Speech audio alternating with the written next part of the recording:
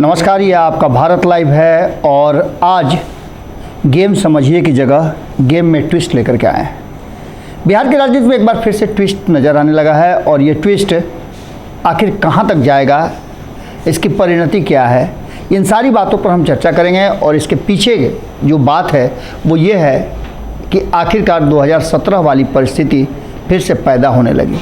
लेकिन क्या नीतीश कुमार 2017 के तरह ही फैसला करेंगे या फैसला बदलेगा? आपको बता दें कि नीतीश कुमार इस बार बहुत मुश्किल से अपने आप को स्टैंड किए हैं भाजपा के विरुद्ध और वो इस पर टिके रहना चाहते हैं। लेकिन सबसे बड़ा ट्विस्ट ये है कि जिस तरह से राउज एवेन्यू कोर्ट में तेजस्वी यादव सहित अन्य 16 पर चार्जशीट दाखिल हो गया है, उसके बाद से अब मामला गंभीर होता नज़र आ रहा है। पिछली बार 2017 में इसी तरह की परिस्थिति पैदा हुई थी तो नीतीश कुमार ने साथ छोड़ दिया था और वो महागठबंधन से एनडीए की तरफ चले गए थे। उन्होंने कहा था कि वो क्राइम, करप्शन, कम्युनलिज्म से कोई समझौता नहीं कर सकते हैं। परिस्थितियां ज्यों की त्यों हैं और नीतीश कुमार ने ये कहते हुए डिफेंड किया था तेजस्वी यादव को कि क्या इन 5 सालों में तेजस्वी यादव को कोई सज़ा हुई। उनका कहना था कि 17 में जिस तरह की चर्चाएं सामने आई थी उस पर अब तक कोई कार्रवाई नहीं हुई, इसलिए तेजस्वी यादव दोषी नहीं है। लेकिन चार्जशीट दाखिल होने के बाद मामला काफ़ी गंभीर है और इस गंभीर मामले में सिर्फ तेजस्वी यादव ही नहीं, उनके परिवार के अधिकांश लोग सजायाफ्ता होंगे या नहीं होंगे ये तो बाद में फैसला चलेगा। लेकिन चार्जशीट दाखिल हो गया है। आपको पता है कि तेजस्वी यादव लालू प्रसाद के पुत्र हैं और जिस समय लालू प्रसाद 2004 से 2009 तक रेल मंत्री थे तब का ये मामला है। इस मामले को अगर गंभीरता से देखें तो इसमें 16 लोगों को तेजस्वी यादव के साथ चार्जशीट दाखिल किया गया है और ये मामला कहीं ना कहीं सीबीआई के हाथ में था। इस मामले पर ईडी भी अपनी राय दे रही थी और ईडी भी अपनी जांच में लगी हुई थी। बहुत सारी ऐसी बातों को देखने के बाद ये साफ नज़र आ रहा है कि इस पूरे मामले में लालू परिवार से जिन लोगों का चार्जशीट दाखिल हुआ है उसमें लालू प्रसाद खुद हैं, राबड़ी देवी हैं, मीसा भारती हैं, इसके अलावा चंदा यादव हैं, रागिनी यादव हैं और अन्य कई लोग इसमें शामिल हैं। यहाँ तक कि भोला यादव भी इस मामले में शामिल थे, ऐसा मानना है सीबीआई का। और भोला यादव की गिरफ्तारी भी हुई थी। उनके गिरफ्तारी के बाद बहुत सारी चीज़ें खुल करके सामने आई थी और उसके बाद ये दबाव जो है सीबीआई का और बढ़ गया था। ईडी भी इसमें अब शामिल हो गई और ये जांच शुरू हो गया। इस पूरे मामले में कहा जा रहा है कि प्रॉपर्टी के बदले में नौकरी देने का काम हुआ था और ये काम सिर्फ एक जगह नहीं बल्कि जितने भी रेलवे के मुख्यालय हैं, मुंबई, जबलपुर, जयपुर, कोलकाता, हाजीपुर, इन सभी जगहों पर लोगों को ज़मीन के बदले नौकरी दी गई थी और औने पौने दाम में ज़मीन उनसे लिखवाई गई थी। कहा तो यहाँ तक जा रहा है कि 1 लाख स्क्वायर फीट जो चर्चाएं हैं, जिस तरह से सीबीआई ने चार्जशीट दाखिल किया है उसके अनुसार अगर माने तो 1 लाख स्क्वायर फीट ज़मीन लिया गया था जिसके बदले महज 26 लाख रुपए दिए गए, जो कि अविश्वसनीय है। और इसी को लेकर के मामला गंभीरता के साथ शुरू हुआ था। आपको बता दें कि उस समय अगर सर्कल रेट की बात करें तो वो भी मामला सामने आता है कि इन ज़मीन की कीमत कम से कम अगर होती तो 4.39 करोड़ होती। अब ये मामला पूरी तरह से कहा तो यहाँ तक जा रहा है कि सीबीआई और ईडी के हाथ में है, लेकिन इसे राजनीति से जोड़ करके देखा गया है।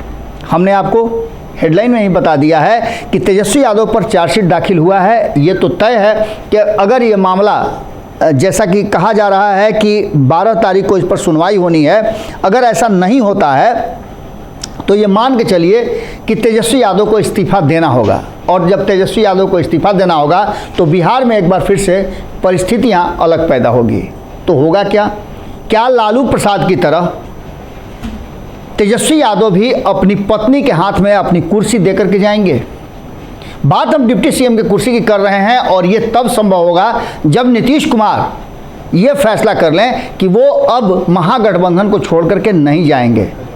आपको बता दें कि लगातार जिस तरह से बिहार में राजनीतिक परिस्थितियां बदल रही हैं उसे देख करके ऐसा लगता है कि जो मामला सामने आ रहा है उसमें नीतीश कुमार अभी इतना जल्दी कोई फैसला नहीं लेने वाले हैं। हालांकि चर्चा ये भी चल रही थी कि नीतीश कुमार भी कई मामलों में अब धीरे धीरे उन पर शिकंजा कसता जा रहा है, उनके इर्द गिर्द के लोगों पर शिकंजा कसा जा रहा है। और इस बात को लेकर के आपको बता दें कि संपादक नमन मिश्रा जी ने 4 दिन पहले ही आपको बताया था कि हरिवंश जब पटना आए थे तो उनके पास बहुत सारी जानकारियां थी और नीतीश कुमार से बंद कमरे में उन्होंने मुलाकात किया था। और उसके बाद ये भी हमने आपको बताया था कि जहां वो विधायकों से बातचीत कर रहे थे, अपने 45 विधायकों से, तो वहीं नीतीश कुमार ने अपने सांसदों से भी बात किया है और उनके विचार जो हैं वो सुरक्षित रख लिया। हमने आपको ये भी बताया था कि किसी को भी कुछ भी कहने से मनाही की गई थी, मुंह पर टेप चिपकाने की बात कही गई थी। उसके बावजूद भी कुछ लोगों का बॉडी लैंग्वेज और कुछ लोगों ने जो हल्की फुल्की बातें कही,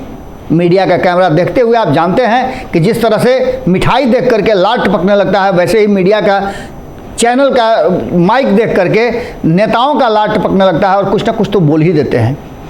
इन सब बातों से यही पता चला कि भीतर खाने में बहुत सारी बातें हुई हैं, जिसको लेकर के 2024 और वर्तमान जो जदयू की परिस्थिति है उस पर खूब जम करके चर्चा हुई है। सभी ने अपने विचार दिए हैं। इन सारी बातों को लेकर के इस मामले पर तेजस्वी यादव ने समन को रद्द करने के लिए दिल्ली कोर्ट में अपील किया था, अपना जो है याचिका दाखिल किया था, जिसको रिजेक्ट कर दिया, खारिज कर दिया गया था। अब बता दें आपको कि ईडी ने इस पूरे मामले पर 600 करोड़ रुपए, जिनमें 350 करोड़ का प्लॉट और 250 करोड़ रुपए का लेन देन का मामला सामने लाया है। अगर आंकड़ों की बात कहें तो ये पूरी तरह से अब ये समझ में आने लगा है कि ये भ्रष्टाचार का मामला है। कोर्ट इस पर क्या फैसला करती है ये तो आने वाला वक्त बताएगा, लेकिन वर्तमान परिस्थिति जो बनी है उसमें तेजस्वी यादव पर चार्जशीट दाखिल होने के बाद नीतीश ने फैसला कर लिया है। अभी उनका फैसला यही है, जिस तरह की बातें सामने आई है, नीतीश कुमार ने अपने प्रवक्ताओं को स्पष्ट तरीके से बाहर निकल करके तेजस्वी यादव को डिफेंड करने की बात की है। इसका सीधा मतलब है, आप सुने होंगे, हमने खबरों में कल ही आपको बताया था कि अभिषेक झा तेजस्वी यादव पर हुए इस तरह के चार्जशीट पर क्या बोल रहे हैं। उन्होंने साफ तरीके से डिफेंड किया है और इसे राजनीति से प्रेरित बताया है। तो वहीं आपको बता दें कि राष्ट्रीय जनता दल ने भी इस मुद्दे पर अपनी मुंह खोली है, जुबान खोली है और पार्टी के राष्ट्रीय माफ़ कीजिएगा जो मुख्य प्रवक्ता हैं, उन्होंने शक्ति यादव ने ये बात कही है कि तेजस्वी यादव पहले से ये बात की शंका व्यक्त कर रहे थे और आखिरकार भारतीय जनता पार्टी ने इन संवैधानिक संस्थाओं का दुरुपयोग किया है। अब ये मामला जब सामने दाखिल हो गया, मामला न्यायालय में चला गया, तो ऐसी स्थिति में तेजस्वी यादव का इस्तीफा होगा और इस इस्तीफे के बाद यदि नीतीश कुमार महागठबंधन में ही रहने का फैसला करते हैं, जैसा कि अब तक लग रहा है, तो वो भारतीय जनता पार्टी के खेमे में अगर नहीं जाते हैं तो डिप्टी सीएम की कुर्सी तेजस्वी यादव की पत्नी रेचल संभालेंगी।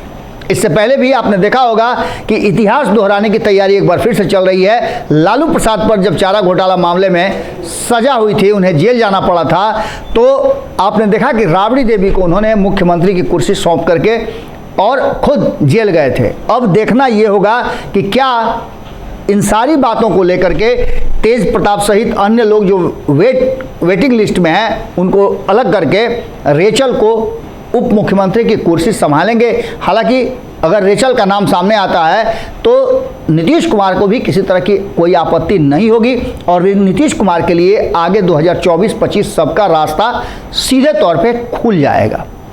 क्या होगा ये तो आने वाला वक्त बताएगा, लेकिन ये चर्चाएं शुरू हो चुकी हैं कि आखिर तेजस्वी यादव के जगह पर कौन नीतीश कुमार के साथ सरकार का हिस्सा होगा, डिप्टी सीएम बनेगा।